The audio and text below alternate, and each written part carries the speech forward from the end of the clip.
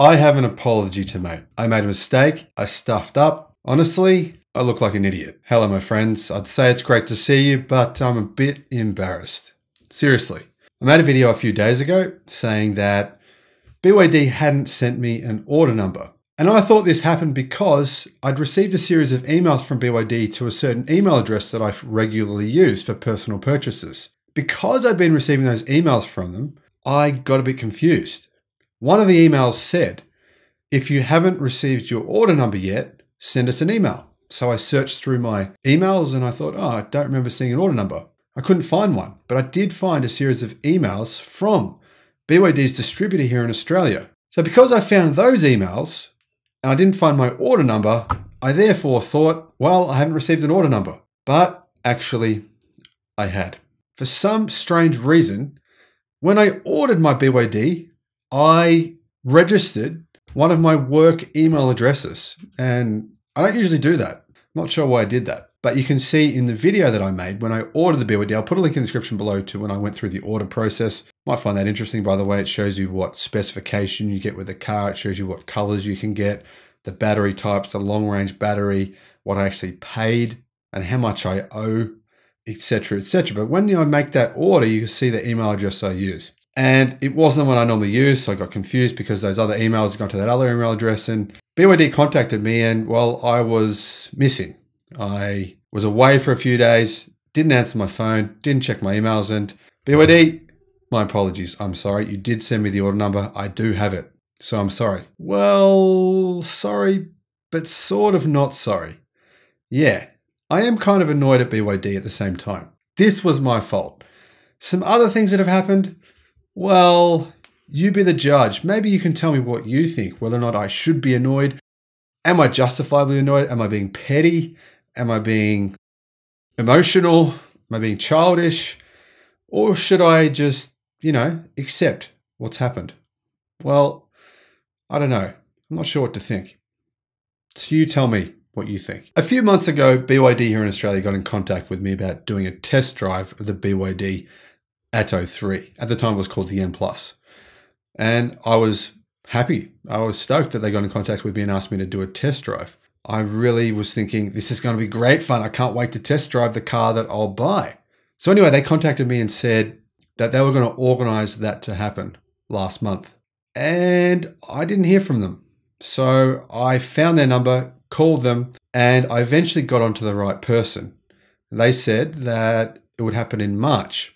And then they wanted me to fly up to Sydney to test drive the car. And I said, okay, great, I'll do it. Got excited for that. I told you guys I was going to go and test drive the car. And then I didn't hear from them for a while. So I called them to say, hey, what's happening? When is this test drive going to happen? I know that my viewers want to see the test drive. They want to see if the car's any good. And well, I was told it wasn't happening anymore. Well, not in the way I thought it was anyway. I was told that they were going to do a media day and have all the media there on the one day so they could get it all done with, get all the media to come at the same time and test drive the vehicles on the same day. Well, I thought, okay, fair enough. That's not what I had been told initially, but that's okay. I understand that. Fair enough. Anyway, out comes a video from the most corporate of the corporate car publications here in Australia. In fact, the original business was called caradvice.com.au. It was bought out by Channel 9, by mainstream media. They paid $35 million for this car website. The people who used to own it then went away and took the money and made a new car website that is now a rival to that original car website. It was all a bit of a bizarre story. But anyway, I checked into their website one day, about a week ago, and I saw that they'd actually test driven the vehicle. Now, apparently people are saying in the comments below that it was an illegal test drive. It was using dealer plates and it was a left-hand drive vehicle. Anyway, I don't really care about any of that, but that's what people were claiming. People were claiming that it was a legal test drive and it wasn't meant to happen. But I mean, who cares? Whatever. They test drove the car and then they put a review up about it. Now, what kind of surprised me was not the fact that they did that, but the fact that BYD didn't say to me, oh, by the way, we're not going to do the test drive anymore, but we're going to let other people test drive the car, but just not you. And maybe that's just me reading into things wrong. Maybe they are going to do a media day eventually at some point in the future, separate from that other drive. I don't know. I haven't heard from them. But the key point is here, communication. I haven't heard from them. And I've gotten emails over the last 6 months of people saying, I've messaged the company, I haven't heard from them. And I just thought, you know what, teething pains, they're going through some difficulties right now. They're building a business up. They can't respond to everyone who sends them an email. Fair enough, right? That's what I thought. But the reality is I did get quite a few of those. Lately, I've gotten emails like this one here. Now, I'll call this guy Mr. Bird. Mr. Bird said, "G'day, Sam. Yesterday morning, I reached out to EV Direct for some more clarification on things about the Atto 3. Nothing in their response is really significant, but I do see it as a bit niggling."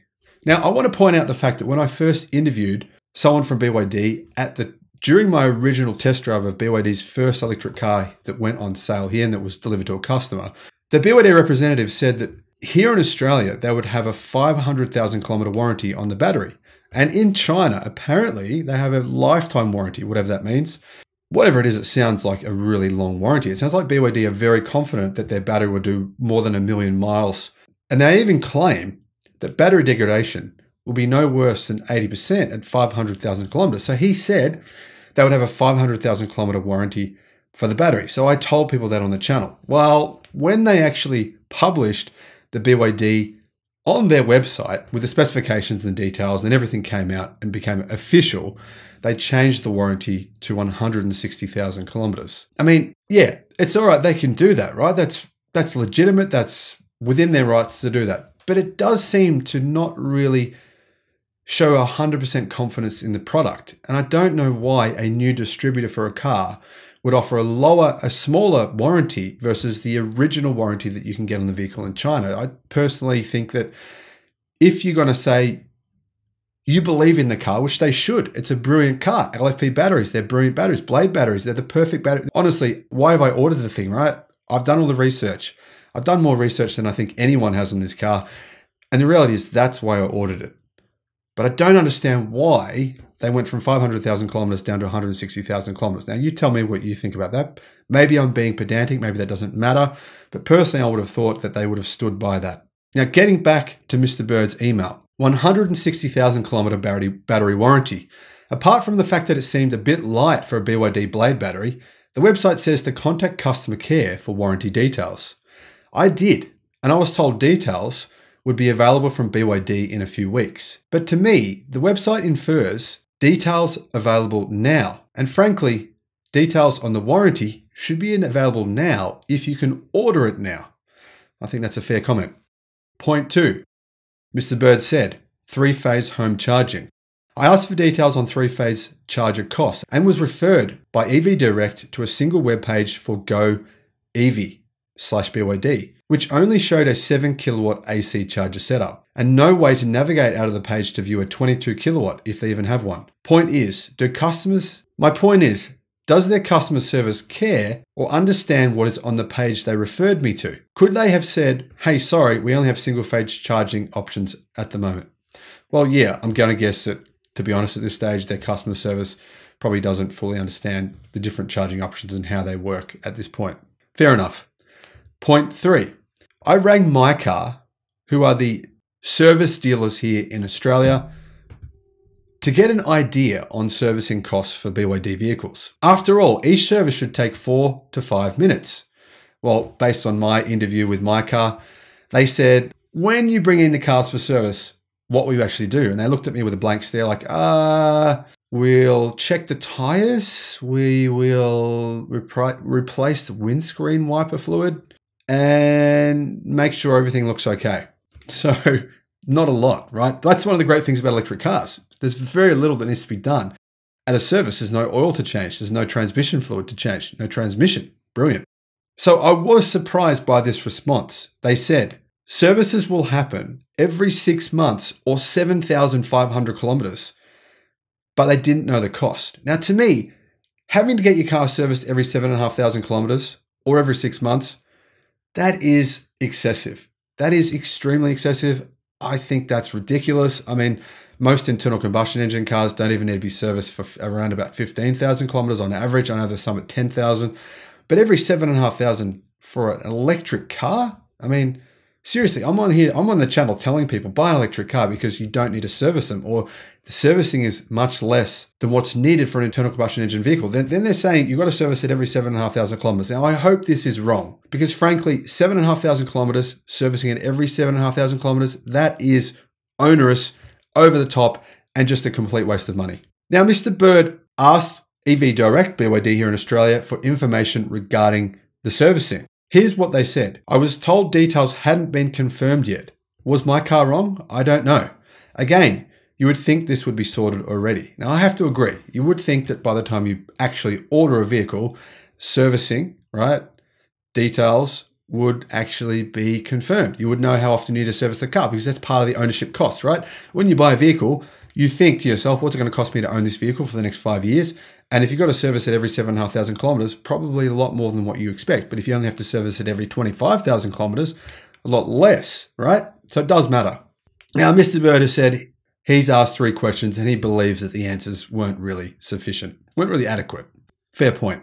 I share this with you now, and to be honest, this is one of many emails I've received that point out that customer service definitely could be better. Now, ultimately, I have been very positive about BYD. Maybe I've been very positive because I've just been excited about the brand here. Maybe I've been ignoring these negative emails. And there's been a few, there's been positive and there's been negative. Maybe I need to be more objective. I don't know. Right after I received Mr. Bird's email today, and a few others, to be honest, about BYD, I received an email from BYD here in Australia, evdirect.com.au, saying, great news, your vehicle has now entered the production phase. In production, order number 6211047F59F9C. So my vehicle is currently on the production line being produced. And I've got to say, I am excited. You know what? The price of these cars is really good. There was some disappointment about the pricing here initially. It was more expensive than what people had hoped for, which is understandable. The reality is, right? It still is pretty much the equal cheapest electric vehicle you can currently buy in Australia. And it's still a lot cheaper than its competition. It's still really good value. And that's why I went ahead and ordered one ultimately. But I do understand the criticisms on people expecting a certain price and then it being more than they expected. That's fair. That's a fair comment. So my question for you is, am I overreacting? Am I being sensitive? Am I right? Am I wrong? Let me know in the comment section below. Thanks for watching. Bye-bye.